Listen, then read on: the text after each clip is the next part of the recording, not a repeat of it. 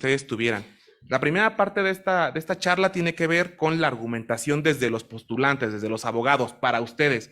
Entiendo que hay muchos que son estudiantes y que han visto múltiples autores, tanto de la conocida teoría de la argumentación jurídica o la teoría estándar de la argumentación jurídica, han visto qué dice el autor, han visto qué platica Perelman, qué dice Toulmin, qué dice McCormick, pero a veces en la escuela aprendemos textos.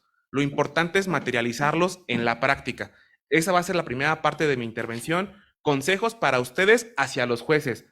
Va a sonar un poco tramposo de mi parte y a lo mejor alguno de mis compañeros jueces, si es que por ahí alguno llega a ver esta conferencia, pensará que les estoy dando consejos para evadir el sistema. No, es para mejorarlo.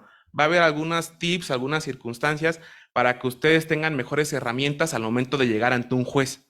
Esa va a ser la primera parte. La segunda tendrá que ver con un ejercicio de autocrítica y de retos que tenemos los jueces en el futuro para no defraudar a las personas que esperan justicia por parte de nosotros. Y el último apartado de la charla sí lo centraré en lo que comenté justo al principio. El principal protagonista de todo asunto no somos nosotros quienes hacemos las demandas, quienes presentamos a los testigos o quienes resolvemos. El principal protagonista y para quien todos trabajamos es la persona usuaria, la persona víctima, la persona acusada, a la persona a la que le incumplieron un contrato. Ellos son los principales afectados de una decisión que tarda 5 años y de mala calidad.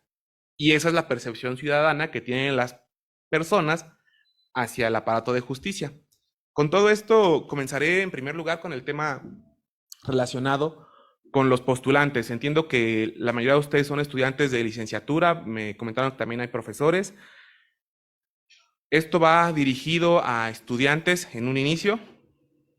Las personas que son estudiantes, algunos ya comenzaron seguramente su carrera jurídica, ya comenzaron presentando escritos y algunos de ustedes estarán en algún despacho, en una notaría o haciendo prácticas en alguna institución pública. ¿Cuál es el primer vicio o la primera circunstancia que yo advierto con las personas que recién comienzan con la carrera? En primer lugar, a ninguno de ustedes les pueden hacer cosas realmente jurídicas, o en la mayoría de los despachos suele suceder así. ¿Qué es lo que sucede? Si alguna persona entra a un despacho en materia civil, llega con el abogado que ya es postulante, que ya tiene su cédula, le presenta un documento y le dice, mira, llenas este formato donde ya viene una demanda, que por cierto esta demanda no le ha actualizado hace 15 años, todavía trae latinismos, todavía trae autores superados, trae definiciones muy amplias, cámbiale los datos, cámbiale las cantidades, dirígelo al juez correcto y preséntalo y me das la copia. Eso es usualmente lo que suele pasar en un despacho. Las personas que están comenzando en la carrera todavía no tienen esa noción o no les dan la confianza para comenzar con cuestiones jurídicas. Y no faltará quien diga, ¿será irresponsable dejarle a esa persona un trabajo jurídico de esa calidad? Sí, sería irresponsable. El problema es que no existen los mecanismos de control para esa persona.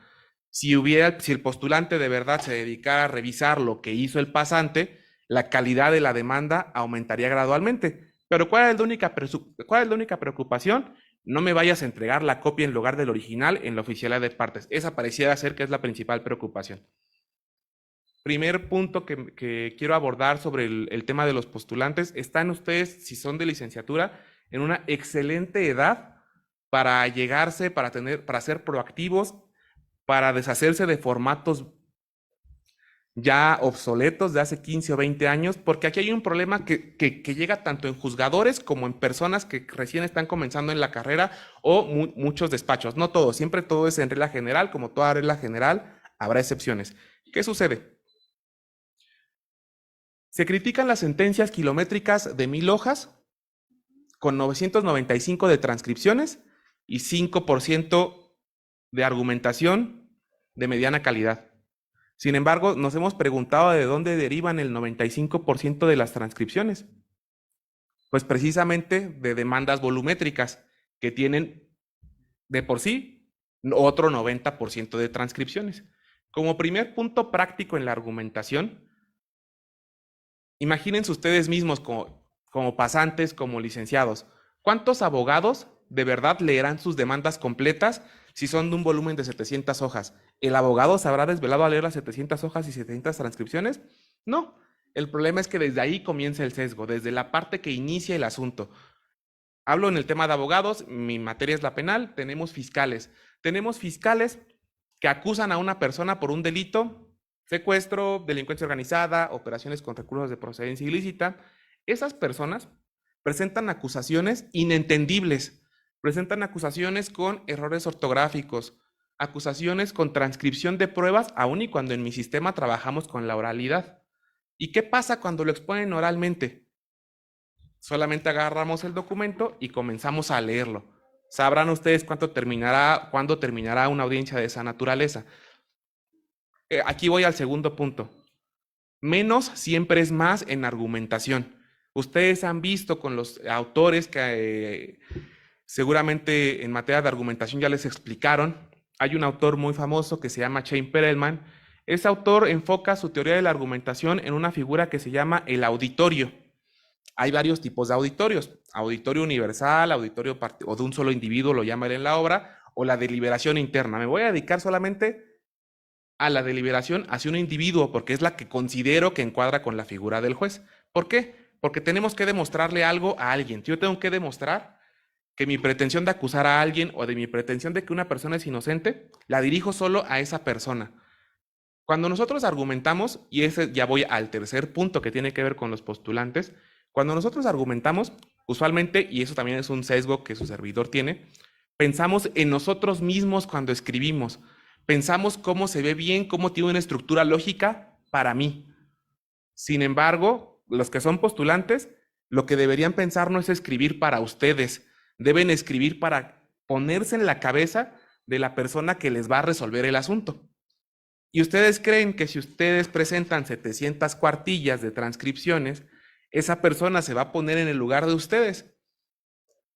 Y de nuevo, ¿qué sucede? Sentencias de mala calidad. Sentencias donde seguramente la persona que le hizo el proyecto al juez dijo, pues si el abogado no lo leyó, si el fiscal no lo leyó, pues yo tampoco lo voy a leer o voy a leer entre líneas. ¿Por qué? Leer bastante información. Ustedes cuando les dejan un texto de algún autor que no es un autor sencillo, que les dejan un autor complejo, piensen cuántos minutos le van a dedicar sin ya tener otra idea en su cabeza. Están leyendo un autor muy divertido, por ejemplo, Perelman tiene un libro muy pequeñito, como 1000 hojas. Ustedes lo leerán y dirán, ¿será posible que ustedes le enfoquen 3 horas de su vida completas a leerlo sin aburrirse de ese texto? Claro que no. El problema es que cuando nosotros le presentamos eso a la persona que va a resolver, estamos pensando en nosotros en terminar un trabajo. Y la persona que va a resolver, desgraciadamente, en muchos lugares, va a hacer lo mismo. Va a decir, yo no puedo invertirle a leer con la completa calidad 700 hojas a esta información. Hay un experimento neuropsicológico, bueno, es neurológico. Hay una figura que se llama efecto cóctel. Ustedes han estado en alguna fiesta platicando con alguien sobre cualquier circunstancia, la persona está a un lado, está al fondo una buena canción de reggaetón, una canción belicosa, lo que a ustedes les gusta escuchar. En ese tipo de canciones, cuando ustedes están en una fiesta y están platicando con alguien, ¿qué dice el efecto cóctel? Así se le llama, fue un estudio que se realizó por una persona que se llama Colin Cherry en 1953. En ese estudio describe que nosotros tenemos la capacidad de centrar nuestra atención en algo y de manera instintiva discriminar a lo demás. El experimento ya en términos simples es así. Si ustedes están platicando con 2 personas al mismo tiempo y ustedes les piden que le pongan atención solo a una persona, el efecto cóctel implicará que ustedes solo le van a poner atención a esa persona y que probablemente lo que diga la otra, a pesar de tener el mismo tono de voz, a pesar de estar en la misma sintonía o cercanía, ustedes pueden discriminar el sonido o la importancia. Eso es el efecto cóctel.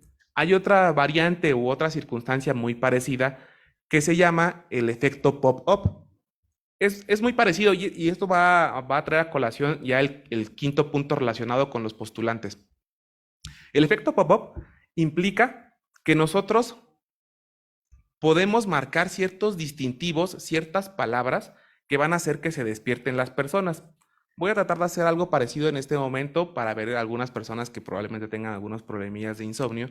Cuando alguien dice la palabra sexo, en automático las personas voltean. Ese es un ejemplo del efecto pop-up, porque dicen, ¿de qué me perdí?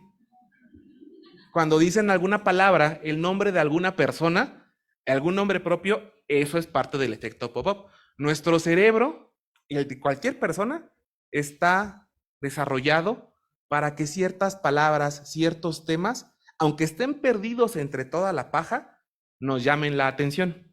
¿Por qué me eché todo este rollo relacionado con el efecto cóctel y el efecto pop-up? ¿Y qué tiene que ver con las personas que van a postular? Muy sencillo. Los abogados debemos saber esas circunstancias para atraer la atención de la persona que nos va a resolver. Algo que describe el efecto pop-up es, ¿qué es lo que llama la atención en un escrito? Más que el nombre completo que digan César Roberto Hernández Aguilar, es un nombre muy amplio, muy largo, telenovelesco quizá, se van a aburrir la persona que lo vaya leyendo. Pero si ustedes ponen el puro nombre de pila en una demanda, en un escrito, en un argumento, ahí va a trabajar el efecto pop-up. Cuando las personas decimos, por ejemplo, si yo dijera, estoy con el profesor Alejandro Nava Tovar en este momento explicando, esos microsegundos pierden la atención de las personas. Pero al momento de que tú dices el simple nombre, cuando reduces los términos, haces que la persona que lea tu escrito como abogado le vaya a llamar más la atención. Si ustedes presentan una demanda con 600 hojas, ¿ustedes creen que van a despertar el efecto cóctel de que el juez le ponga atención a su escrito, o el juez va a preferir una hojita de demanda de extrema calidad? Si yo como juzgador tuviera dos asuntos, no veo asuntos escritos por fortuna, pero si tuviera asuntos que son escritos, ustedes pónganse ahora en mi lugar. Si ustedes fueran los jueces, ¿ustedes qué preferirían? ¿Un escrito de 600 hojas para resolver para mañana o un escrito de una hoja para resolver para mañana? Si ustedes fueran los jueces, con honestidad creo que elegiríamos el de una hoja, con información de calidad. Eso es lo que ustedes tienen que generar en los juzgadores, como primer aspecto. El segundo, ya que ustedes tienen a través del efecto cóctel la atención de la persona, tienen que provocar el efecto pop-up, que significa poner distintivos, palabras claves dentro de toda la información que ustedes le presenten al juez y que eso les llame la atención. ¿Qué sucede en los asuntos penales? En los asuntos penales, los abogados, con la intención de ser exhaustivos, y claro que es su trabajo ser exhaustivos, presentan cientos de estrategias defensivas. Por ejemplo, en un secuestro el abogado puede llegar en audiencia y decir, no existe el secuestro porque mi detenido estaba en otro lugar. Pero si tú crees que estaba en este lugar, entonces él no fue porque él únicamente iba pasando por ahí. Pero si tú crees que él sí estaba en el lugar donde estaban las víctimas, lo que pasa es que lo contrataron de otra forma. Si se dan cuenta, todo este minuto es de aburrimiento total. ¿Por qué? No tienes una estrategia fija. Un buen abogado va a centrar su estrategia en un punto específico o máximo dos. El abogado que diga, si no es esto, juez, concédemelo de esta manera, si no es esto, juez, dámelo de esta manera, desde ahí pierde mi atención, y seguramente si ustedes también estuvieran en la función, también perderían la atención del juez. El buen abogado, todas las técnicas de argumentación que nos enseñaron, y me voy a regresar de nuevo con Perelman habla de concentrarse en el auditorio, conocer el auditorio. ¿Quién es tu auditorio en un proceso penal? Es el juez. Debes concentrarte en el juzgador, ya sea, depende de ustedes, ya lo verán cuando lean a Perelman, persuadir o convencer, terminología distinta. Cuando ustedes persuaden, buscan el resultado. Cuando ustedes buscan convencer con razones. No les voy a decir en este momento que persuadan o que convenzan, ya ustedes sabrán cuál va a ser su estrategia. Pero ese es un muy buen punto, conozcan al auditorio. Hace muchos años no podíamos conocer quiénes juzgaban, porque no había internet, porque nada más te llegaba el asunto. Ahora, si ustedes buscan el nombre del juez, van a encontrar en qué se ha dedicado, qué cursos ha tomado, qué conferencias ha dado. Y eso es importante. Si ustedes conocen al juez que les va a resolver, si les llega un asunto con el juez Alejandro Nava, búsquenlo en Google. Ese es un consejo si yo fuera postulante, búsquenlo. ¿En qué les va a ayudar? En que ustedes sabrán qué tipo de argumentos le agradan, que ustedes sabrán si es una persona que le gusta hablar con lenguaje rimbombante, si le gusta hablar con latinismos, si le gusta echarse mucho rollo en sus sentencias. Eso ya lo pueden hacer. Ustedes como estudiantes, para efecto de convencer a un juez, conózcanlo, sepan qué tipo de juez es. Aquí en el centro de justicia donde trabajo, laboramos 7 jueces y cada semana estamos de guardia. En esa semana nos llega todo. No tengo contacto con los fiscales, pero supongo que más de uno ya debe pensar cómo resuelve el juez. Y en esa semana a ese juez no le voy a presentar asuntos. ¿Por qué? Porque sé que ese juez va a soltar a todos, o sé que ese juez va a condenar a todos, sé que este juez me va a negar mi técnica de investigación. Eso ya lo están haciendo los fiscales. Y eso es algo que les falta hacer a las personas postulantes. Los fiscales ya están adelantados en esa parte si ustedes son abogados. Tómenlo en cuenta, conozcan a los jueces. Ya ustedes los pueden buscar en internet. Hasta pueden ver si tienen quejas o procedimientos hasta que por ahí los puedan amenazar o algo, pero pueden buscar información de ellos sin ningún problema. Otro punto que ustedes también deberían o que sugiero para efectos de convencer a los jueces, la famosa técnica buscapié o la famosa técnica de a ver por dónde pega mi asunto. Dirijan 100% sus esfuerzos en una estrategia discursiva. Y en esa sola estrategia discursiva empleen los argumentos que aprendieron en la licenciatura de Toulmin, de McCormick y de Alexi. Ya no toco el tema de Perlman porque él se enfoca más el tema del auditorio y esas circunstancias. Pero si ustedes ya tuvieron en la licenciatura Toulmin, es una estructura básica de argumentos muy completa. Lo han escuchado: pretensión, datos, garantía, respaldo. Si ustedes manejan esa tabla interiorizada, le van a ayudar muchísimo a los jueces para encontrar la información que ellos requieren al momento de resolver.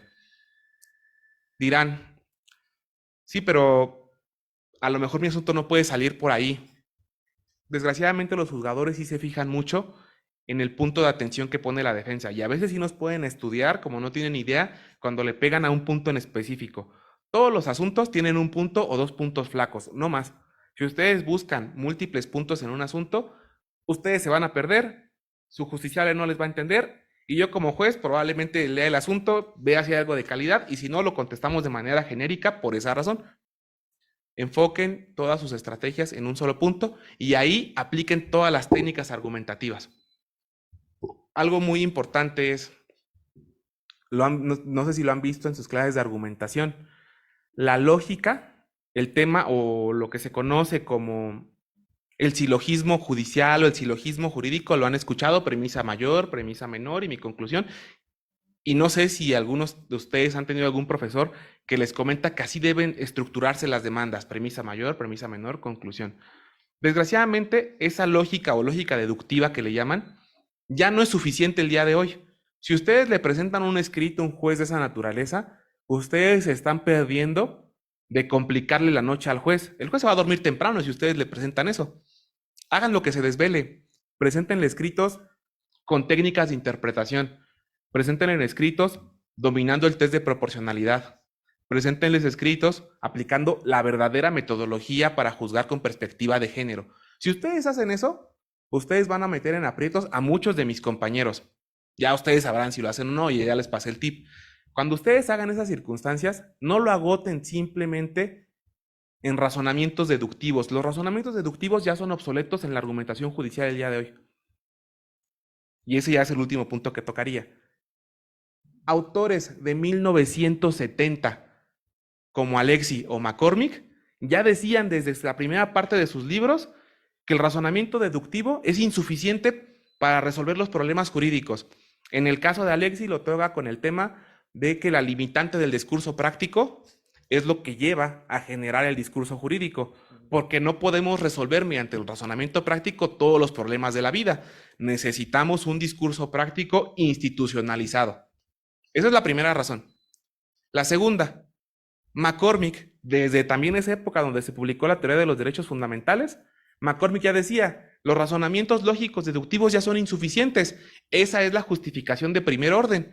Tenemos que pasar ahora a una justificación de segundo orden, donde vienen los problemas de interpretación, los problemas de relevancia. Ustedes concentren su atención como estudiantes en los problemas de segundo orden, ya no en la lógica deductiva, ya no en el silogismo judicial, ya no en el silogismo jurídico. agótenlo en las técnicas que estos autores nos dan desde hace 50 años. Desde hace 50 años, todos los escritos que se agotan en razonamientos deductivos, en su mayoría son obsoletos para resolver casos del día de hoy. ¿Por qué? Hace 50 años no teníamos asuntos de perspectiva de género. Hace 50 años no teníamos problemas de test de proporcionalidad. Hace 70 años no teníamos estos problemas de libre desarrollo de la personalidad. Hace 50 años no teníamos problemas con la discriminación transfobia, bueno, no teníamos discriminación con la transfobia, con la homofobia. Esos problemas ya existían, pero hoy sí ameritan soluciones más complejas que un simple razonamiento deductivo. Busquen en esos autores, en Alexi, en McCormick, los capítulos específicos que tienen que ver ya con la justificación de segundo orden, así lo llamaba McCormick. En el caso de Alexi, hablamos de justificación interna y externa. Cuando hablamos de justificación interna, hablamos del silogismo jurídico, que nuestras premisas me lleven a una conclusión correcta. Ya no es suficiente. Ahora tenemos que agotar una justificación externa. Cuando habla Alexi de la justificación externa, habla de la veracidad de las premisas. ¿Cómo vemos esa veracidad de las premisas? A través de problemas de interpretación, a través de problemas de relevancia, a través de herramientas que ya nos dieron hace 50 años y que ustedes deben tomar en sus escritos el día de hoy para presentarlos ante los jueces. Esa es la primera parte de la intervención que tiene que ver con temas para ustedes. Mi consejo es, si ustedes les presentan un formato con latinismos que seguramente el postulante tampoco entiende, el juez menos. Si el juez les presenta escritos con demandas, perdón, su titular del despacho les presenta escritos con 600 hojas, mi consejo, agarren ustedes esas 600 hojas, vayan cortando esos formatos. El tiempo es muy valioso, nadie lo tiene. Así como ustedes no tienen tiempo para ver TikToks, para ver Netflix, que ustedes quisieran aprovechar en eso, también las personas usuarias del sistema, también la persona que tiene un problema, no crean que va con ustedes como abogados porque la persona no tiene nada que hacer. Va con ustedes porque el tiempo lo apremia. Y si el tiempo apremia a su cliente, el tiempo los apremia a ustedes para que les paguen, para que trabajen. El tiempo también me apremia a mí. ¿Por qué? Tenemos alrededor de 700 u 800 asuntos por año en Nezahualcóyotl. Eso significa un promedio de 2 sentencias por día.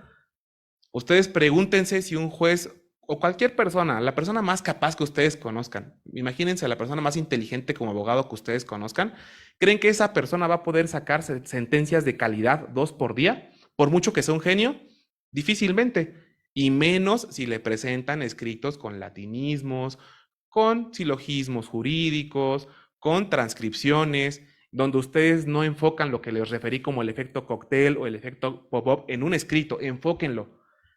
Utilicen estas técnicas para que el juez no se les duerma. Porque si ustedes se duermen al presentar un escrito, al escuchar una clase o al escuchar una conferencia como esta, no lo sé, ustedes también van a hacer dormir a la persona que les va a resolver.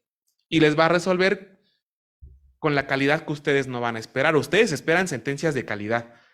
Primer punto para una sentencia de calidad es un proceso de calidad. Si nosotros no presentamos un proceso de calidad, difícilmente vamos a tener una sentencia de calidad. Con esta parte me quedo, ojalá, en cuanto al primer punto de esta charla relacionado con los postulantes, y vamos a pasar ahora a un segundo tema, porque tampoco todo es color de rosa de mi parte. El segundo punto que quiero tocar el día de hoy tiene que ver ya con los juzgadores. Ustedes ya dirán, prácticamente los últimos 10, 15 minutos empecé a criticar despachos, fiscalías, pero tampoco con nosotros es color de rosa. Hay muchas cosas que mejorar, muchísimas.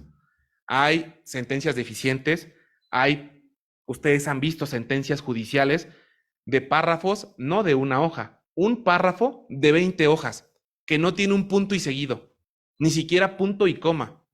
Un párrafo de 20 hojas que tiene muchas comas, algo que autores como Diego López Medina le llaman párrafos unioracionales. Si ustedes leen la novela más divertida, el memín o los cómics a quien le guste, y ve un cómic con un texto de esta naturaleza, sin puntos y seguido. Este es mío, por cierto, no crean que es del director, este texto es mío. Este texto es muy amplio.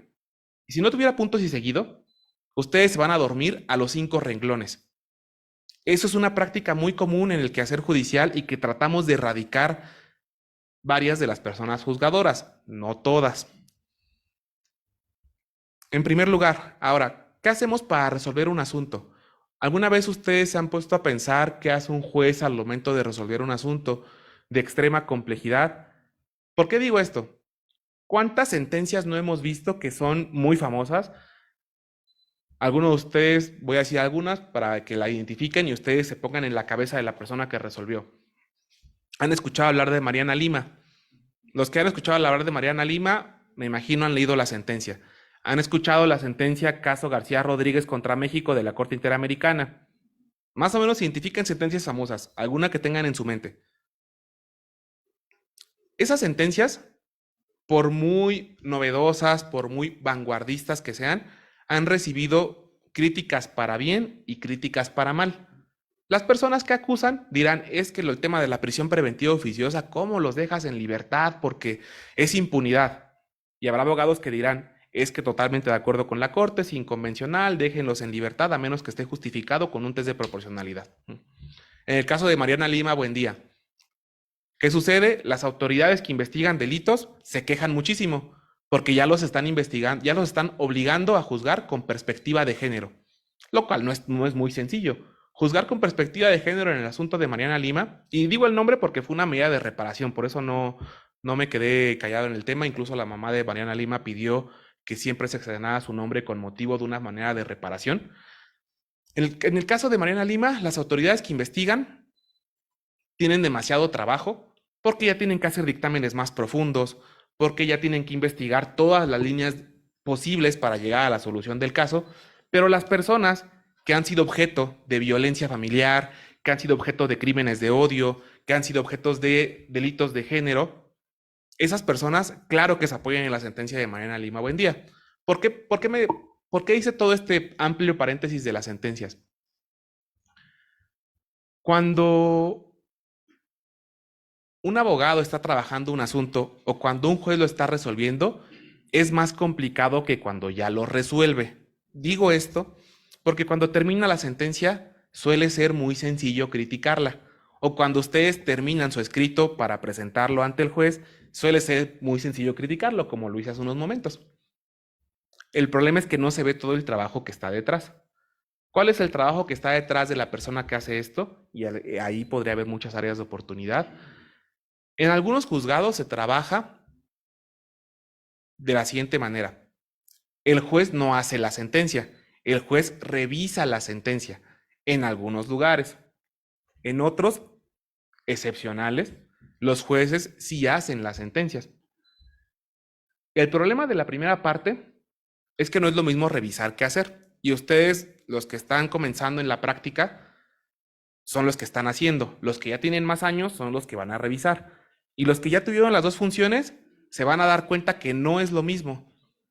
Porque el que revisa, si quiere hacer todo desde el principio, va a correr el riesgo de que se pierda la esencia de lo que se está haciendo.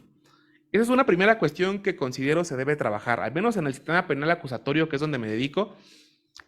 La gran mayoría de los asuntos son en audiencia, en presencia de un abogado, en presencia del acusado, en presencia del fiscal. Ellos son los que exponen la información para que yo resuelva. Por sentido común, tendría yo que resolver. Sería muy irresponsable de mi parte dejar a un compañero secretario que me hiciera mi fallo. Desgraciadamente eso sucede en algunos lugares, no sé si en mi circuito, no sé si en este país, no sé si en alguna otra latitud o entidad federativa, pero desgraciadamente sucede. Eso es algo que tenemos que trabajar. Se supone que el cargo se asume porque tiene las facultades para hacer algo. Y si tiene las facultades para hacer algo, entonces va inmerso a realizar tu propia sentencia. ¿Cómo? Con las técnicas argumentativas que nosotros vamos aprendiendo. Otro punto, los juzgadores, así como ustedes, ya no nos podemos quedar con el silogismo jurídico y desgraciadamente es algo que sucede todavía. Muchos juzgadores todavía dicen, es que en estricto derecho, como no me alegó el silogismo jurídico, sobreseo, doy el asunto de baja, lo desecho. ¿Por qué? Porque no me lo alegó como yo quiero que me lo aleguen. Hay que quitarnos esa venda de los ojos, hay que capacitarnos todos, postulantes, fiscales, abogados, conocer las técnicas de interpretación. Como abogados, ¿ustedes dónde pueden encontrar todo eso? Mi consejo es que, con independencia de que ustedes deben conocer la doctrina invariablemente, vayamos a cuestiones prácticas. Todos estos test de proporcionalidad, igualdad, género, si ustedes quieren persuadir a un juez, no los busquen en la doctrina, búsquenlo ya en lo que publicó la propia Corte. Existe una figura muy hermosa que se llaman precedentes. Si ustedes le dicen, es que el filósofo Luigi Ferraioli dijo esto en tal circunstancia, el juez, ¿qué va a hacer? Se va a brincar la cita de Ferraioli y va a resolver con lo que tenga. Pero si ustedes le dicen al juez, juez, hay un precedente de la Corte Nacional que resolvió así, el juez va a estar atado de manos para resolver. Siempre cuando ustedes quieran argumentar algo al juez, ya me salió un poquito, está hablando del tema de los juzgadores, pero recordé esta circunstancia que creo que les puede ayudar. Ustedes van a atar de manos al juez si ustedes le dan argumentos de una autoridad jerárquica más alta que el juez. Ahí ya no va a haber de otra, y el juez hasta lo va a leer con lupa. Va a decir, ¿será que estoy en el mismo caso del precedente? ¿Será que me salgo del precedente?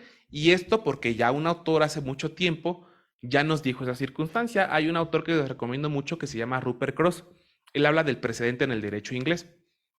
Sé que no es mexicano el tema, pero ¿qué dice? Y eso también lo van a ver en argumentación. Si un juez no quiere aplicar un precedente, ya le imponen ustedes una carga de justificación al juez. Las reglas de la argumentación indican que al invocar un precedente, el juez está obligado a seguirlo a menos que el juez justifique razones válidas para apartarse del precedente. No le invoquen a los mejores doctrinarios que ustedes conozcan, no le invoquen a su profesor favorito, invóquenle precedentes que lo obliguen a resolver en la manera en la que ustedes quieren que resuelvan.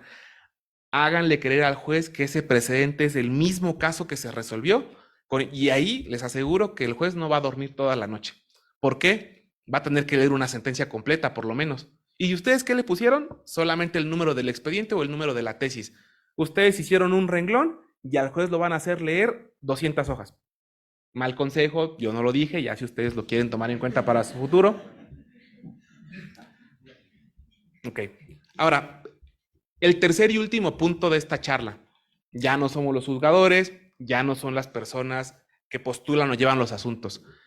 El punto más importante y el final al que quería llegar en esta parte de la charla es todo esto, todo este rollo que me aventé, ¿qué tiene que ver con la persona de a pie, con la persona usuaria del sistema, con la persona que fue víctima del delito de violación, con la persona que fue víctima del secuestro, con la persona que injustamente la metieron a la cárcel? ¿Qué tiene que ver todo esto? ¿Qué tiene que ver McCormick? ¿Qué tiene que ver Perelman? ¿Qué tiene que ver Rupert Cross, que ni siquiera en México vivió? ¿Qué tiene que ver con esa persona? Tiene que ver mucho, siempre y cuando sepamos canalizar todo lo que esos autores hicieron por nosotros para que nosotros le hagamos la vida más simple a las personas. Primer punto, el valor del tiempo es muy alto. Si ustedes se ahorran tiempo y le dan información de calidad a un juez, el juez va a resolver en menor tiempo. Si el juez resuelve en menor tiempo, ¿quién creen que va a estar más contento? El juez, porque ahora sí se va a poder ir a resolver más asuntos, el postulante que va a poder atender más demandas, o la persona que ahora sí va a poder dormir con tranquilidad, ya sea porque logró su sueño o porque se evitó un problema que le quitó el sueño. Yo creo que el principal beneficiado de dar información de calidad y de aterrizar todas las ideas que dimos de argumentación, técnicas de interpretación, efecto cóctel, si todo eso lo aterrizamos en una sentencia, la sentencia va a tener mejor calidad y menos hojas, que es lo que todos queremos porque árboles ya no hay y tiempo no tenemos. El tiempo es extremadamente valioso. Si ustedes le dicen a un juez que un asunto de operaciones con recursos de procedencia ilícita lo van a poder resolver en un día, el juez se los va a agradecer a ustedes, y no en el sentido de que les va a resolver a su favor, porque puede que no, pero ustedes se van a quedar con una sensación de justicia que no tienen idea.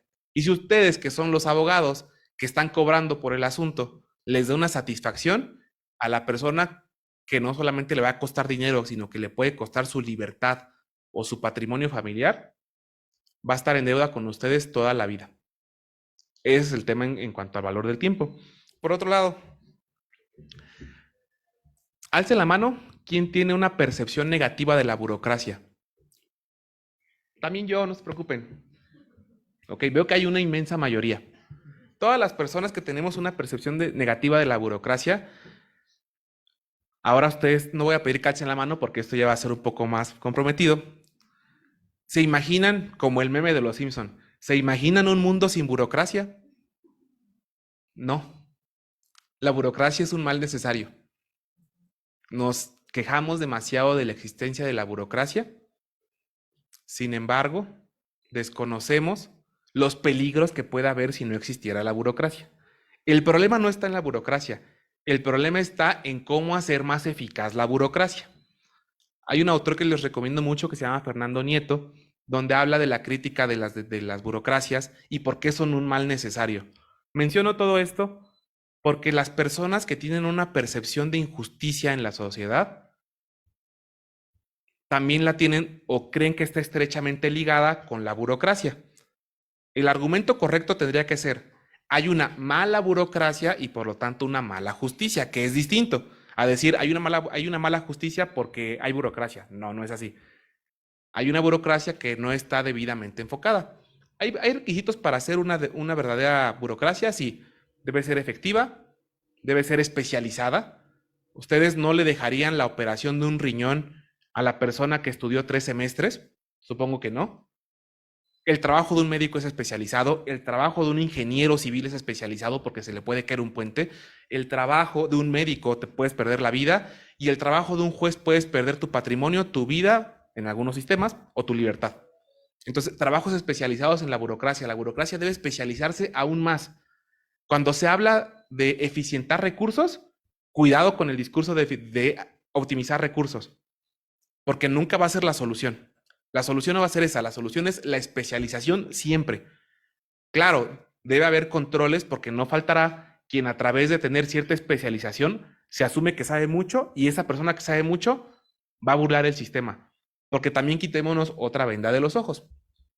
Se ha escuchado mucho que el servicio público o el trabajo hacia la sociedad, ya sea como postulantes o fiscales, se ha escuchado mucho que debemos hacerlo por el eterno compromiso a la sociedad, porque hace muchos años, porque en la antigua Roma y en Grecia se trabajaba en el servicio público porque era un altísimo honor y esa es tu paga.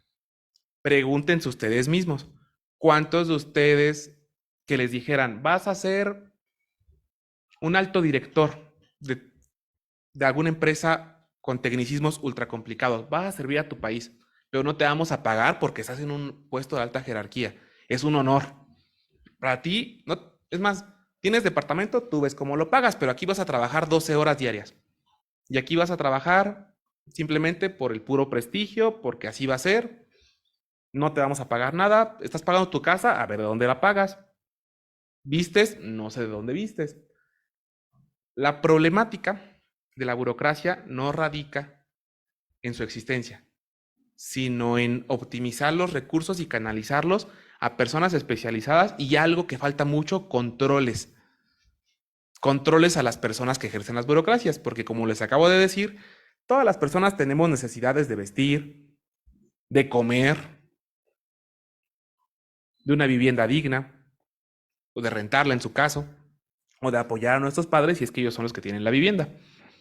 Todo esto tiene su razón de ser porque se requiere, además de la especialización, que ustedes también como postulantes sepan que su trabajo tendrá algún costo y que ustedes ese costo debe verse reflejado en la calidad de lo que hacen. Los abogados malamente les han enseñado o nos han enseñado que nos pagan por kilo o nos pagan por hojas. No es así.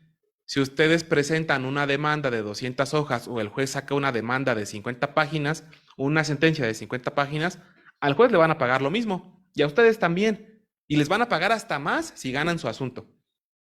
Entonces, ese es un punto. Todo esto tiene un beneficio final que es la persona usuaria. Por último, hay dos cuestiones que debemos quitarnos de la cabeza, tanto postulantes, con este caso desde mi trinchera que es como juzgador. La primera es, ¿cuántos de ustedes creen que los abogados son los que tienen mayores chistes en la profesión. ¿Han escuchado chistes de ingenieros? Son en la página de memes de ingeniería. ¿Han escuchado memes de filósofos? Solamente en las páginas de memes de filósofos. ¿Y chistes de abogados? En cualquier cena, en cualquier comida. Y desgraciadamente los chistes son de corrupción, de negligencia, de que tardan mucho en hacer sus asuntos. Si nosotros logramos aplicar las técnicas que nos enseñan en la escuela de manera práctica en un solo punto, si enfocamos todo, si ustedes han visto series de televisión, si ustedes han visto referencias como el ki o el chakra o el cosmos, lo que ustedes hayan visto de niños, si ustedes enfocan todos esos esfuerzos, todo su ki en esa parte, el asunto va a salir mejor para ustedes, para el juez y para la persona que está con ustedes. Tratemos de eliminar los chistes de abogados, no enojándonos, trabajando. Segundo punto, con los jueces. Se ha criticado mucho a los jueces porque no tenemos cercanía con la sociedad. ¿Y saben qué? Eso es cierto. ¿Cuántos de ustedes no han escuchado jueces que dicen, los jueces deben hablar a través de sus sentencias? Ese apotegma ya es del siglo pasado. Nuestras sentencias hace algunos años, hace 20 años, tenían latinismos, tienen todavía, tenían párrafos unioracionales, tienen transcripciones de pruebas innecesarias, valoración de la prueba a través de última convicción, que por cierto está prohibida, tienen falta de aplicación en criterios que son necesariamente aplicables en un asunto. Como jueces tenemos que ser más cercanos con la sociedad. Para eso se crearon las sentencias en formato de lectura fácil. ¿Y saben qué? Es más difícil hacer una sentencia en formato de lectura fácil que una sentencia de 50 páginas. Así como a ustedes les va a ser más difícil hacer una demanda de 20 hojas que una demanda de 600, se los juro. Va a ser más complicado, pero cuando lo dominen, México se los va a agradecer en esa parte. Por último, ya solamente a manera de conclusión, es que todos seamos conscientes de que somos parte de un problema que todavía falta mucho por mejorar. Estamos haciendo esfuerzos tanto por parte de la academia, en la trinchera de los postulantes, juzgadores, para hacer que sentencias que no sean en formato de lectura fácil, porque así no nos lo exija la ley, aun y cuando sea una sentencia muy técnica, que sea una sentencia en lenguaje sencillo. ¿Qué tenemos que hacer como juzgadores? Como les comentaba, hacer efecto pop-up en nuestras sentencias con palabras claves que hagan que las personas no se nos duerman. Nombres de pila, palabras no rimbombantes, palabras concretas, palabras que las personas entiendan. ¿Qué tenemos que hacer como postulantes? Presentar información de calidad de nuestros escritos. Si un punto de prueba se puede probar con 2 testigos, ¿para qué lleva toda la colonia si 2 testigos los puedo preparar de manera adecuada? Concentren sus esfuerzos en la calidad, no en la cantidad. Por último, aquí no hay fórmulas mágicas. El cambiar a una persona en una función, el decir que voy a cambiar la legislación, no somos legisladores de entrada. Los cambios de legislación nunca han servido para solucionar un problema 100%. Son las personas las que hacen posibles los cambios en la legislación. De nada me sirve poner en la legislación aumentar la pena de un delito de secuestro de 20 a 50 años si en la práctica las personas cada vez son más violentas y sabiendo las penas voy a hacer lo posible por huir. En lugar ahora de secuestrar, voy a matar. ¿Por qué? Porque si me agarran son 50 años. Siempre hay que pensar que nosotros somos los responsables de las consecuencias que suceda. No dejemos nuestra vida en manos de personas que no nos conocen, en manos de personas que sí van a hacer estudios sobre cómo legislar, sobre cómo aplicar cambios en la burocracia, porque la burocracia está mal. Sin embargo, no es así. El cambio tiene que ser en la medida en que se hagan eficaces los recursos de la burocracia y también los usuarios permitan y hagan factible la aplicación de conocimientos que ustedes están teniendo hoy en las aulas, con sus profesores de lógica, de argumentación y con todas las herramientas que ustedes van a tener para hacerle la vida más fácil a ustedes y a las personas que los van a contratar a ustedes para poner su vida en sus manos. Finalizo con una reflexión de un autor que me agrada bastante, que se llama Anthony Doff. Se escribe Dove como la cerveza de los Simpson, por si ustedes lo gustan buscar, en un texto que habla sobre el castigo. Este autor, pues no voy a citarlo de manera textual, pero sustancialmente él habla de una responsabilidad social al momento de resolver. ¿Eso qué significa? Que cuando resolvamos la vida de una persona a través de una sentencia o intentemos resolver la vida de la persona mediante una demanda, alguna denuncia, lo hagamos en el lenguaje de la ciudadanía. Dejémonos de elitismos, de circunstancias rimbombantes, acerquémonos a la sociedad, porque solo acercándonos a la sociedad vamos a tener una esperanza de cambio en la maquinaria judicial y en el aparato de justicia a la postre. Espero que toda esta circunstancia les haya podido servir a ustedes para materializar los esfuerzos que ustedes ya tienen y que a la postre esto se vea reflejado en escritos más concretos, más técnicos y sobre todo que se refleje en justicia para las personas. Muchas gracias a la UAM por la invitación y me quedo con esas reflexiones. Gracias.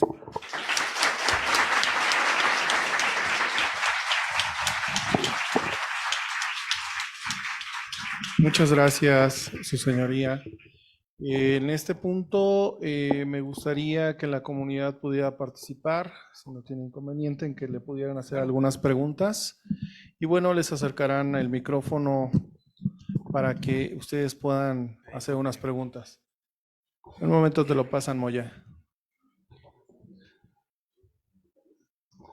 Moya, luego el licenciado Castillo. Ajá, y después la compañerita. Luego nuestra compañera del fondo, se me olvidó el nombre. Primero, segundo y tercero. Ya saben, yo no memorizo nombres, lo siento.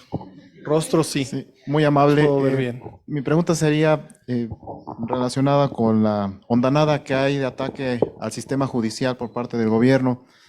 Y bueno, es muy interesante la plática que nos da y me parece que es de mucha utilidad, pero me gustaría saber en general si usted está de acuerdo con que los jueces sean electos de manera popular. Primera pregunta. Y una segunda pregunta, que si está de acuerdo usted en que se designen perfiles a la Suprema Corte que no responden necesariamente a la carrera judicial y si eso va a traer beneficios para eso que usted mencionaba al principio, que es la justicia.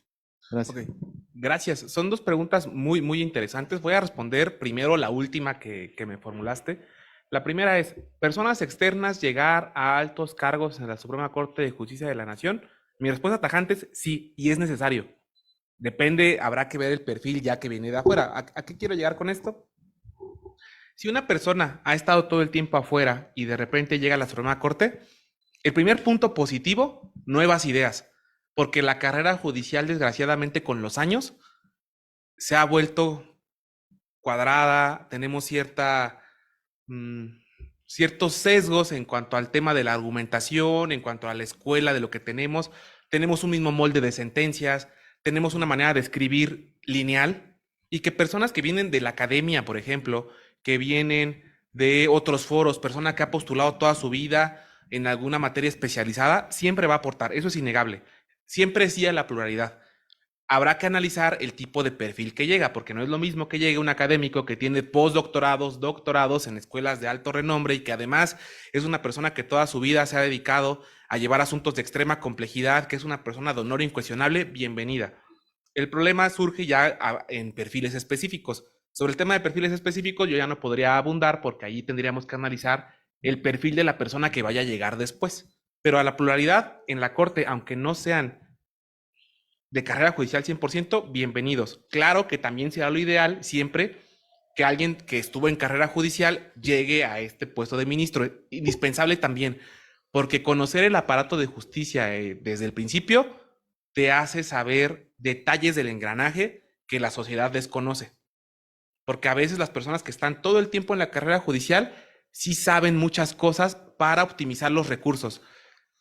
Algo que tenemos siempre en mente, ustedes lo han visto en un ejemplo irónico, fútbol. En fútbol, ¿qué pasa cuando va mal el técnico de un equipo? Corren al técnico, llega un nuevo técnico que hace todo otra vez desde el principio. ¿Y qué es lo que sucede? Fracasa. Nada, no debemos asumir que todo lo que estuvo antes está mal, porque no es cierto. ¿Hay muchas cosas cuestionables? Sí. ¿Y hay muchas cosas que mejorar? También. pero hay que tomar lo que sirve. ¿Y quién más o qué mejor persona nos puede decir lo que sirve que una persona que hizo carrera judicial? Esa persona probablemente va a tener algunos sesgos con lo que sirva o no, pero te va a aportar información que sirva a futuro. Entonces, para mí debe haber una pluralidad en esas circunstancias. En cuanto al tema de la votación popular, voy a regresar otra vez a un ejemplo de fútbol. Interioricen, piensen ustedes, no, yo no lo voy a decir, no alcen la mano. ¿Cuál debe ser la principal virtud de un juzgador? En el ejemplo del fútbol, ¿podemos decir que el árbitro es el juez? Sí. ¿Cuál será la principal virtud del árbitro? Imaginen que ustedes allí vieron la final de América Tigres y ustedes no tuvieron nada mejor que hacer. Probablemente algunos dirán la famosa palabra de Facebook de acuchillaron a los Tigres. ¿Quién lo hizo? El árbitro, porque expulsó a 2 personas. El árbitro no fue imparcial.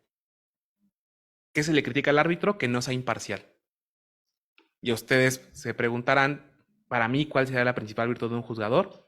Son 2, la imparcialidad y la especialización. Si no tenemos esas 2 circunstancias, considero que difícilmente se puede ser juzgador. Porque si yo les prometo algo, si yo en este momento les digo, yo quiero, imagínense que hubiera conocido a Alejandro hace 5 años y yo le dijera a Alejandro, quiero ser juez, pero yo voy a prometer que 0 impunidad. ¿Cuántas personas inocentes ustedes creen que yo meteré a la cárcel si digo 0 impunidad? A todas. 100% de condenatorias. Y desgraciadamente algo que me enseñó Alejandro muy valioso es que todos vemos el sistema de lejos y nunca creemos que vamos a ser víctimas del sistema. Y todos podemos ser víctimas del sistema. Y ahora asumámonos como las víctimas del sistema. Si nosotros seremos víctimas del sistema, nos gustaría caer en una persona que promete un polo u otro. No hablo de uno que diga 0 impunidad y otro que diga todas las personas inocentes tienen que irse. Para mí, todos son inocentes. Riesgoso. Entonces, creo que estaría respondiendo a la pregunta de manera implícita, ¿no? ¿Alguien? Pediría una aclaración de sentencia. No, en términos sencillos, yo no estaría de acuerdo. Licenciado Castillo, por favor. Híjole, buenas tardes. Buenas tardes, señoría. Pues bueno, la verdad es que felicito la conferencia, felicito al licenciado Enrique, al profesor Nava, que traigan este tipo de ponentes, en verdad se requieren. Pues bueno, tengo yo algunas preguntas en relación con la ponencia. A mí me da mucho gusto que me hayan dado la palabra.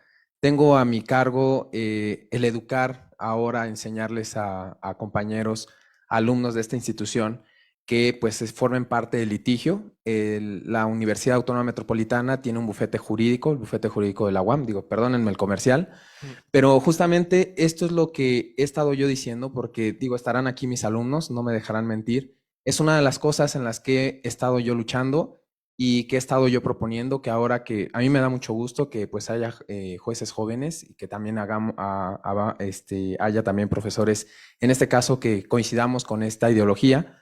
Porque yo les he dicho, ¿no? Las demandas tenemos que hacerlas lo más claras posibles. Es un reto, en verdad, muy, muy grande. Los alumnos lo han intentado hacer, justamente. Les cuesta trabajo también, porque justamente también se van formando con estas ideologías y cuesta trabajo, ¿no? En esta cuestión, yo parto del silogismo jurídico, pero como una parte de, entiendan primero lo más sencillo, como dices, claro, y después evolucionemos a algo. Ya hemos visto una cuestión de control ex oficio, se vuelve complejo, ya esta argumentación, y justamente sucede lo que decía su señoría. Cuando ponemos el dedo en la llaga, los jueces se tardan un montón en resolver.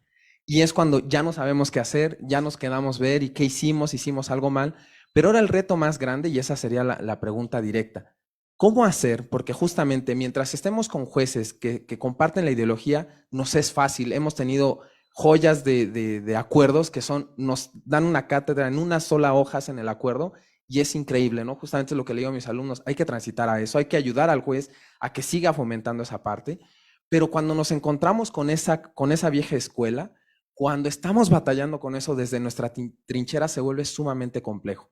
Porque hay veces que nosotros, justamente yo coincido, no hay que citar estos artículos porque se vuelven ociosos, se vuelven complicados, pero nos ha costado trabajo porque los jueces cuando no se los ponemos la cita, híjole, nos ponen cada artículo que no sé de dónde lo sacan.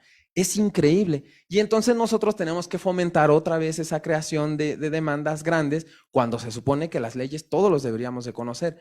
Pero aunque pareciera sorprendente, es que nos ha tocado jueces que citan leyes que están abrogadas y se vuelve muy complejo esa parte, ¿no? Justo esto que decía también de la parte de las sentencias, hemos batallado también, ponemos la sentencia y el juez nos resuelve por todos lados, menos la sentencia. Y entonces es un batallar porque justamente lo que decía, estamos nosotros luchando con el sistema. Afortunadamente nosotros somos de asistencia social, no nos paga, la universidad lo que nos está enseñando es, pues tienes que darle para cambiar el sistema, pero sí nos encontramos con estas cuestiones de qué podemos hacer nosotros como estudiantes, como ahora que estamos implementando este cambio, que estamos tratando de hacerlo, para que justamente ayudemos en esta parte y que los jueces pues entiendan decir, hey, la metropolitana está buscando de hacer algo distinto, pero pues bueno, este sistema a veces nos jala mucho y sobre todo porque cuando nos encontramos con los rivales, con los otros abogados, cuando estamos haciendo el amparo, cuando estamos diciendo, oye, espérate, es que ya hay test de proporcionalidad, cuando tenemos, sale el otro abogado y se pone con unas cuestiones bien exquisitas, que bueno, ¿para qué les cuento? Pero el punto es que estos abogados también, y justamente jalan al sistema a que se aferren con este principio de exhaustividad, y este principio de exhaustividad no quiero decir que sea un estorbo, pero justamente obligan a los jueces a que estén resolviendo punto por punto, y es ahí cuando se vuelven las sentencias sumamente complejas. Entonces, la pregunta en concreto sería, ¿cómo nosotros desde la universidad, cómo podemos nosotros justamente apoyar a los juzgadores en esta capacitación para decir, no me citen aquí, póngalo de esta manera, o cómo podemos nosotros contribuir en esa parte? Porque nosotros ahorita tenemos esta opción de poderles ayudar. Ya estando a lo mejor por fuera en un sistema privado, como dice, pues sí se cobra por página, aunque uno no quisiera, ¿no? Pero bueno, digo, sería absurdo, pero bueno, es que así hay abogados que lo hacen. Pero nosotros, ¿cómo podemos contribuir en este granito de arena que nosotros como bufete jurídico podemos poner este granito de arena en este sector social? Porque justamente lo que queremos evitar es estas grandes citas que se vuelven complejas, complejísimas en las demandas. Esa sería, no sé si pude aterrizar un poquito la pregunta. Ok. Muchas gracias. Gracias por la pregunta. Dos puntos muy importantes, uno que referí hace unos instantes. El Internet ya es una maravilla el día de hoy, o sea, ya no solamente sirve para ver el tren del TikTok o los videos de mi primera chamba, o no, sirve para otras cosas. El Internet sirve para muchas cosas. ¿Para qué puede ser? Ustedes busquen, pongan diccionario biográfico CJF en Google y van a encontrar los currículums de todos los jueces federales. No sé cómo es en foro local, pero si ustedes ponen César Roberto Hernández Aguilar, mi nombre, y le ponen CJF, van a encontrar, por ejemplo, todo lo que dijo el compañero cuando comenzamos la ponencia. Eso es un muy, muy buen primer indicio para saber a qué juez nos enfrentamos. Por ejemplo, podemos tener una especie de sesgo. Yo sé que estaría mal asumir el tema por la edad, pero sí puede ser un factor. Si ves que es un juzgador que ganó su concurso de juez en 1990, ¿qué tipo de escrito te gustaría presentarle? Yo creo que el voluminoso. Hay que conocer a los jueces, hay que conocer al auditorio. Pero esto no se haría, por ejemplo, la justicia cuando justamente estamos ya haciendo un poquito de demandas a modo y pues bueno, sí es como justamente... Pues no a modo, porque tendrías que trabajar, es decir, de nuevo lo que les comentaba, si ustedes quieren persuadir o convencer, ustedes ya sabrán qué es lo que ustedes elegirán. Como abogado entiendo que la finalidad es ganar nuestro asunto. Malo sería, obviamente, alguna tendencia ya económica, ahí sí, obviamente, pues no, prohibidísimo. Pero el tema de argumentar, si tú puedes encontrar o ponerle el pie al juez, ese es el trabajo de los abogados, ponerle el pie al juez. Si ustedes lo hacen de la manera correcta, lo van a hacer que se desvele. Hay jueces, también no lo dudo, que les encanta leer sentencias enormes porque sienten que con eso tienen todo el material. Obviamente en esta charla yo hablé desde la perspectiva de reciente ingreso ya a la función hace un año, pero va a haber perfiles de todo tipo, así como también hay abogados de todo tipo. Ese es un primer punto. El segundo es, qué bueno que mencionaste el tema de que sí deben tener bases sólidas. El tema, cuando yo me refería al silogismo jurídico, es el que es un punto de partida que es insuficiente para resolver los problemas de hoy, pero no por ser insuficiente significa que lo debamos demeritar. Lo mismo que comenté ahorita en la respuesta anterior. No todo lo anterior no sirve. Todo lo anterior, al contrario, sí nos sirve como piso. Hay un texto que puede ayudar muchísimo en cuanto a la redacción jurídica que se llama Manual de Escritura Jurídica de Diego López Medina. Ese libro me encanta porque nos enseña algo que olvidamos desde la primaria: hacer oraciones. Y dirán, bueno, sí, sí las sabemos hacer. Pero ese texto es muy agradable porque nos enseña a ser concretos, nos enseña a que todo texto o todo párrafo, por ejemplo, debe tener una idea principal, que no llenemos el texto de moscas, que no hagamos párrafos uniracionales, que enfoquemos los resaltadores, negritas, cursivas, subrayado, en donde queremos llamar la atención de la persona. Como no sabemos quién nos va a resolver a veces, porque también el hecho de que hagamos un currículum no necesariamente nos indica cómo es la persona, nos da un primer avistamiento de cómo es, y sobre eso podemos trabajar. Sí, su trabajo, sepan que siempre va a ser y se vale, nunca al menos por mi parte, yo no me molestaría si un abogado me quiere meter el pie en un asunto. Por dos razones. Así aprendo yo, algo que a lo mejor no sabía. Y dos, sé que es un abogado que quiere hacer su trabajo. Y sé que es un abogado que no me va a inventar o poner alguna premisa que por ahí está perdida. Si ustedes desconocen a lo mejor el tipo del perfil del juzgador, mi consejo es: seamos concretos, dividamos en oraciones claras, precisas.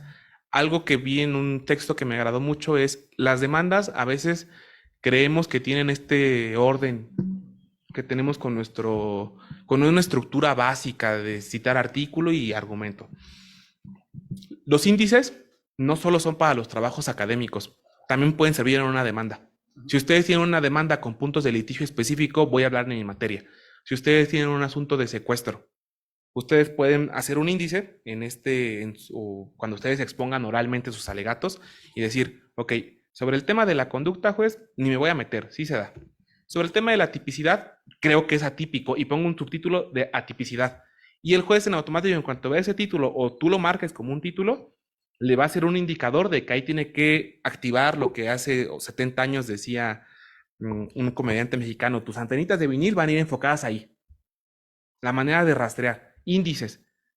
Lo hemos dejado de lado porque creemos que tiene que ver con la academia, pero en la banda puede ser muy útil para un juez. No sé si alguna otra cuestión pudiera... ¿De acuerdo? Nuestra compañera.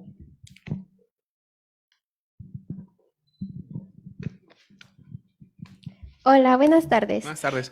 Mi pregunta es como un poquito más, no sé, es algo como que me he planteado a lo largo de la carrera. Considero yo que es algo pues cultural, lo que voy a preguntar ahorita. No sé si exista una solución desde que se implemente a lo mejor en alguna tira de materias, o si es algo que tenga que venir desde que nos empiezan a enseñar a leer o escribir, ¿no? Aquí, ¿cómo sucede o cómo se puede dar una solución a implementar pues en el sistema pues la falta de técnicas o medios, ya sea desde el caso en que una persona indígena, una persona sorda o una persona ciega pues es vinculada, desde que se le tienen que leer sus derechos hasta la emisión de la sentencia? ¿Cómo se podría implementar en el sistema esta parte de que a ellos mismos se les pueda otorgar una sentencia pues de acuerdo a esta condición? Esa sería mi pregunta. Si lo entendí bien, ¿desde el ámbito judicial o académico o ambos? Ajá, sí, sería una pregunta que no sé si sería desde lo cultural para poder llegar a esta parte en cuanto ya hay pues un delito, y pues si sea algo que desde nuestra formación como abogados o como personas que nos quieramos dedicar a ser servidor público, tener ya, pues sí, que forme parte de nosotros esta parte, o pues sí, realmente es algo cultural para que pues ya no solo sea de los abogados, sino también pues de todas las personas, ¿no?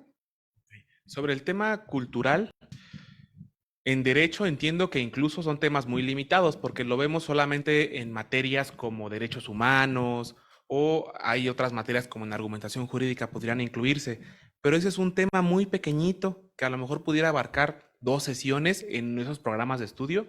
O en derechos humanos. En derechos humanos tenemos, tan solo veamos el párrafo tercero del artículo primero constitucional. Tenemos personas que son discriminadas por raza, por género, por condición social, personas que pertenecen a comunidades indígenas. Todo el catálogo que se le denomina categorías sospechosas es muy amplio. Comprender todo eso en un semestre de una carrera es altamente complicado porque son muchos puntos donde hay que abarcar. Y si a eso le sumamos los métodos, tenemos problemas. ¿Qué pudiera, si estuviera en mis manos alguna circunstancia educativa, poder ver todo esto desde niveles anteriores, no desde el aspecto jurídico, sino desde el aspecto social en preparatoria, ciencias sociales, meter cuestiones relacionadas para erradicar la homofobia, para erradicar la misoginia, para erradicar las prácticas en contra o discriminatorias respecto de personas de las comunidades indígenas? Plantearlo desde el sistema educativo creo que tendría una solución, retrotraerlo para hacer más empática a la sociedad, porque los adolescentes tienen la mente más abierta, desgraciadamente porque todos deberíamos tener la mente abierta, que muchas personas que ya tenemos ya muchos años, que ya tenemos ciertos sesgos que difícilmente van a cambiarse, que tenemos que hacer un esfuerzo por cambiarlos, claro, no podemos estar cerrados nunca a nada, pero hay personas que les cuesta más que otras y eso es natural.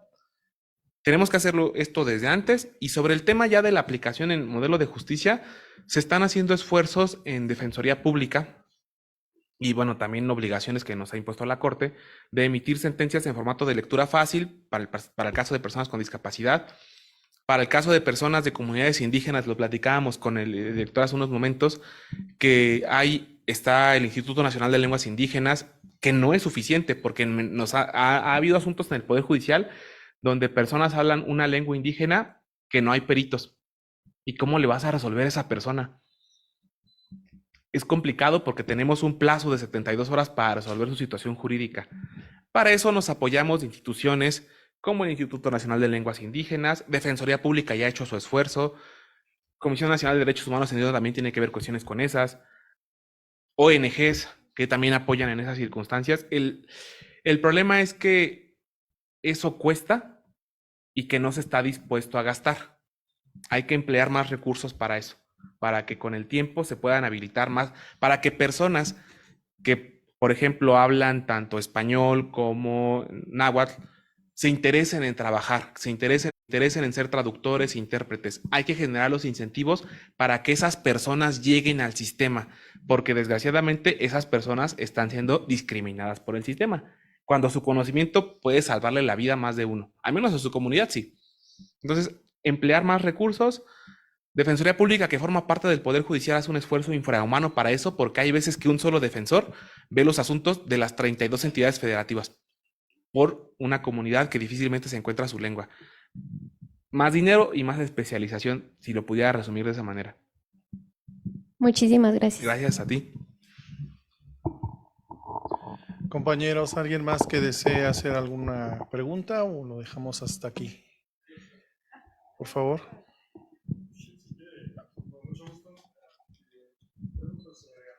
Respecto al cómputo de la pena, he tenido la experiencia de ver que hay personas que pagan más años de los que se les imponen en las sentencias.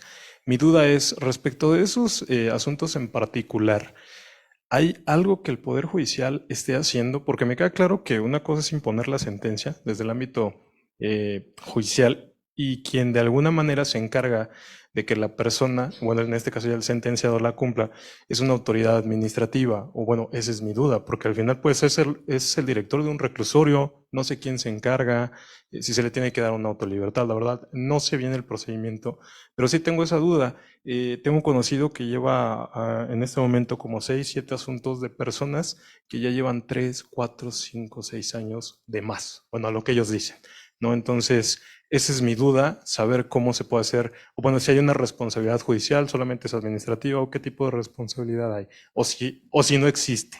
Bien. Bueno, de entrada, habría que ver, como lo dijiste justo al principio, eso es lo que ellos dicen. Habría que ver si es cierto. ¿Por qué? Los filtros para compurgar penas sí son muy, muy, muy estrictos. Porque si una persona se pasa por un día, le genera la comisión de un delito a la persona que se lo queda, no de una multa, no de un arresto, un delito que por cierto es gravísimo. Entonces, sobre ese punto habría que ver si es o no.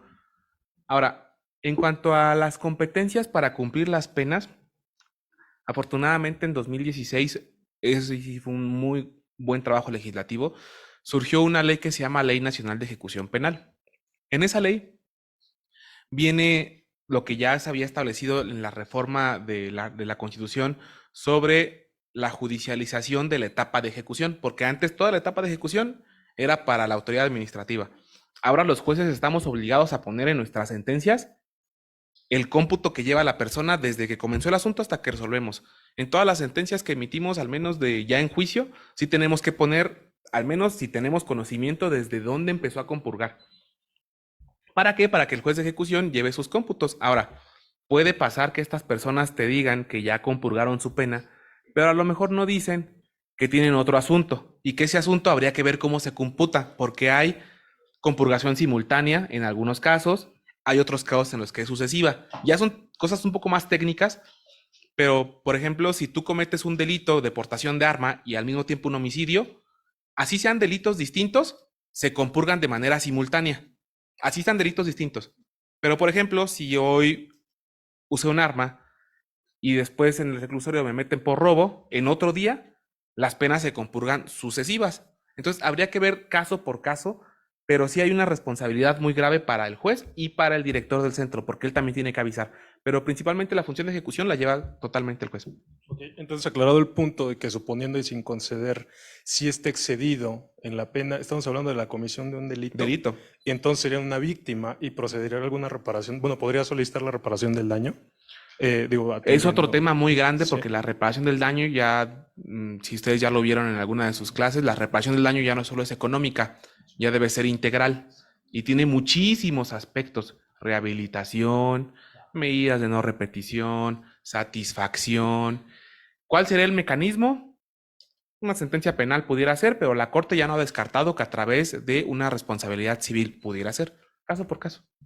Muchas gracias. Gracias. ¿Cuánto?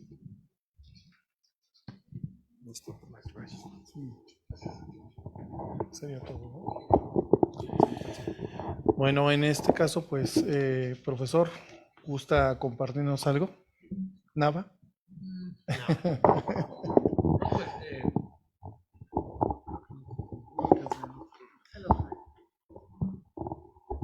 En este momento, después de haber resuelto los comentarios que dijo César, preguntas muy interesantes que hay, obviamente hay mucha chamba. Sí, me quedo pensando en varias cosas, ¿no? Aquí el juez César ha enfatizado en temas de derechos humanos, de argumentación jurídica. Nada más diría que tendríamos que hacer planes y reformas a los planes de estudio porque no tenemos todavía argumentación jurídica ni derechos humanos. Yo de mi parte doy lógica simbólica 1 y 2 y las personas que han tomado clases conmigo, apenas ahora que volví a la UAM, que regresé a mi alma mater, pues quiero enseñar más temas de argumentación y es urgente cambiar esos temas de lógica porque efectivamente para mí la lógica es insuficiente, la lógica formal tal y como la entendemos y tenemos que hacer esa transformación aquí en Aguamas-Capozalco porque efectivamente si nos quedamos solamente con tablas de verdad en estos temas, casos difíciles, casos de acoso, por ejemplo, casos de valoración de la prueba, hablar de daño moral, ya test de proporcionalidad, ya no nos podemos quedar con ese paradigma positivista ramplón de los años 70, tenemos que ir cambiando esas cuestiones, porque precisamente ahorita con ese tipo de preguntas me queda claro que hay insuficiencias aquí en la Aguamas-Capozalco y que tenemos que ir trabajando. Así que en ese sentido, pues solamente me quedaría agradecer a Enrique por haber organizado la conferencia, al juez César por haber asistido y esperamos que en algún otro momento nos puedas también hablar de algún tema específico de tu expertise para compartirlo con la comunidad guamera. Bienvenido siempre, entiendan. Vale, pues si no hay más que decir, entonces les doy la palabra a Enrique. Ajá.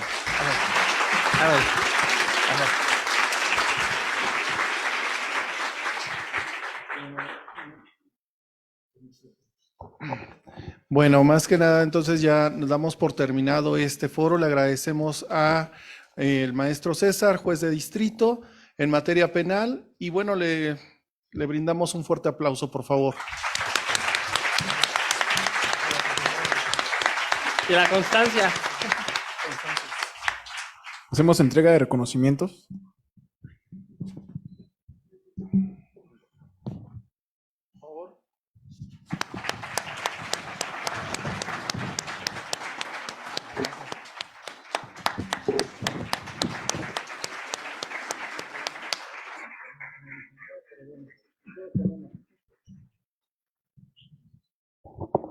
Les agradecemos desde la coordinación de la licenciatura en Derecho. Seguiremos trabajando para traer a ustedes ponentes que les puedan servir en ese caso para mejorar su academia.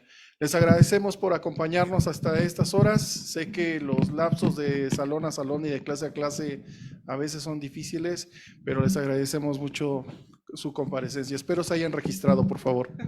Tengan un excelente día.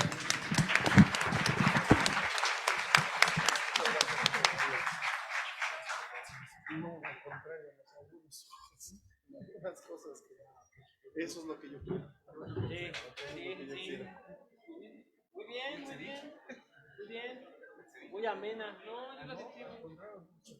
Se fue rápido. Sí, se fue rápido. No fue nada tediosa. Muy amena.